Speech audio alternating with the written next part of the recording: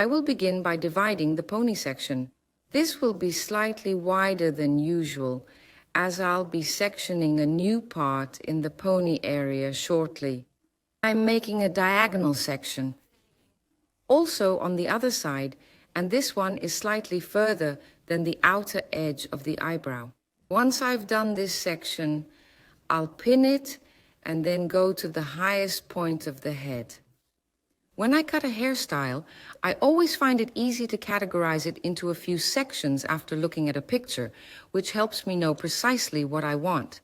That's the front, this is how I should cut it, that's the top, and that's the back. I'm searching for the highest point of the head now, and then a straight section goes down. And I also secure this with a clip on the other side. Should I connect this section? This is easy to look up. Look, then you can see your part on the other side and also a straight line going down. You see, I don't always succeed in one try. A straight line down and forward can assist me, and then I'll pin it. Then I understand for myself all right. In this section, I will be cutting a pony hairstyle. I will style the front part in a specific manner, method, and the back part.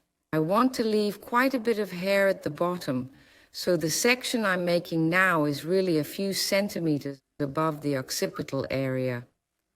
Once I've done that, I'll secure it, and then I can cut in a systematic way. I can cut now. Try to get used to this in the salon as well. Then you'll see that when you take some time to create the sections, that you can more easily and quickly cut your hairstyles in a clearer manner. Because when I look closely at the picture, I see a pony section I've created here. Next, I want to add layers to the front, and I want to do something with the crown area. I want to keep the bottom as full as possible. From here, I'll begin cutting the pony section. But I just indicated that I will create a new section here, because I want to ensure that the two outer sides of the pony party are well defined to create a framing with the face. Therefore, I will make a new one. Diagonal section, but just a bit smaller. It will be clearly visible shortly. Here you see it, and I'll clip those two outer parts away so I can focus on the middle section of my pony. Look, you can see it well here. A small triangle in your pony section, so we secure the two outer sides. I plan to cut the pony section with a graduation technique. I think it's easiest when I stand behind it. I graduate the hair to 30 degrees, and with a cutting technique, I remove the first length. Next, I'll lift the entire pony section to 110 degrees and cut it back. This gives me a nice layered effect, so you don't end up with a heavy pony section. But keep in mind, I will always cut the pony section dry, and you'll see that at the end of this film. Next, I want to cut the two sides, and I want there to be an optical connection with the small triangle I've already cut. I'm going to project both of them upwards, and then I'm placing those two sections at the center of my pony. I work with a solid guideline. From there, I'll search for the top point of my pony. You can see it here. So I have a guide to follow. I'll cut it diagonally forward so I keep extra length in the front. So I let him fall.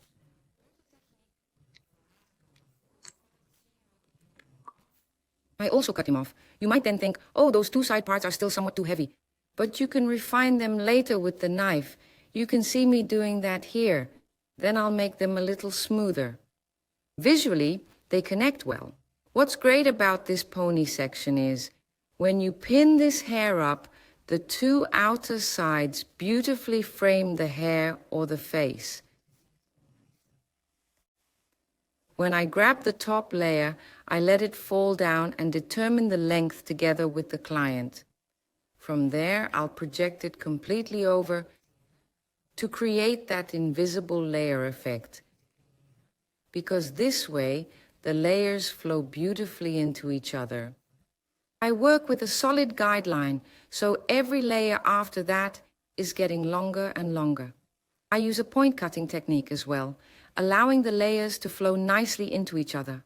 So each time you pick a section, project it all the way across, align it with the line you've already cut. And you'll see with this final section, nothing will be removed, just a little bit. On the other side, I follow the same process, taking the top layer from there as a guideline to guarantee I have a connection on top. Now, once you've taken that, it's very important to pin the other section completely away shortly, because if you don't hold that section while cutting, it can happen.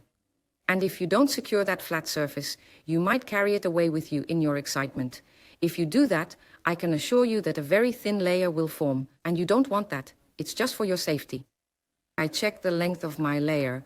Look, if I can't see it well, I'll pick it up again because I want to make sure I get the connection. Projecting all the way over to the other side and this way, beautifully adding your invisible layers. What are the benefits of these layers?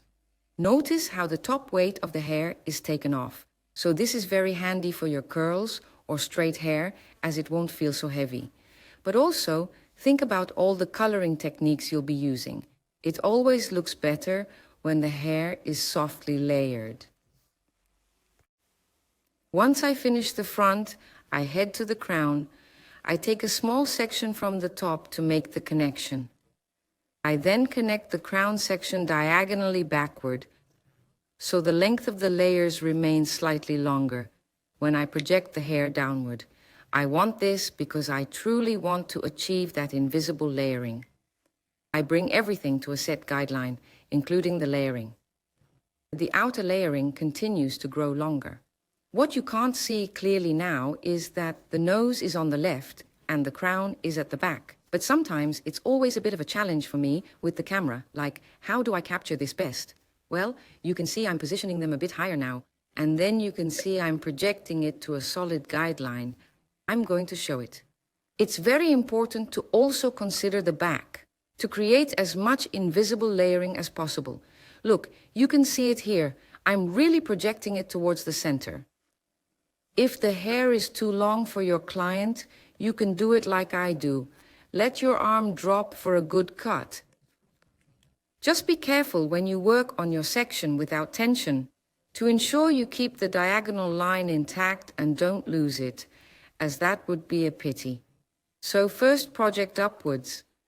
Then take the position with your fingers that you want to cut, let your arms drop, and then use the cutting technique to create the layering. What you can't see and what I've done is I secured the bottom section at the nape with a clip just for my own sake to guarantee I don't project it upward. It can happen that when you're enthusiastically working in the salon, you might take that with you and you might also trim the length there. See here, fixed guideline. I'll show it clearly for a moment and project everything towards it so you create extra length in the layers outside. If your client has really thick hair, you can still bring in some more lightness. I twist the hair. And then with my scissors, I just make a few snips on the outside. I spin it around. And it appears as if I'm making a few more snips on the same side with my thinning shears, but that's not the case since you're rotating the tail. This results in a beautiful soft effect, which allows for more volume in your invisible layers to create a more airy finish. So, here you can see the result. I've cut the bangs, but I'll also trim them dry soon. The invisible long layers are added, which will delight many clients. And I frequently get the question, Taz, which scissors do you use? So, you can see this scissor has a slight angle, and these are the scissors from Hair Crane. The great advantage is that it allows you to keep your shoulders low. And well, some of you might already know, I frequently struggle with frozen shoulders. Thus, your posture while working is very important. So, my cutting scissors and texturizing shears are all from Hair Crane, and they all ensure my posture while working improves. All right, I'm going to dry cut the bangs. Always do this with your client because every client has a crown or it falls a bit differently when dry. But I grab the section using the wide side of my comb and then I insert my scissors straight in. Look, I'm also taking the top layer.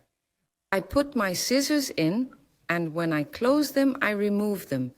This way, I can nicely personalize the bangs, making them fall beautifully for each client.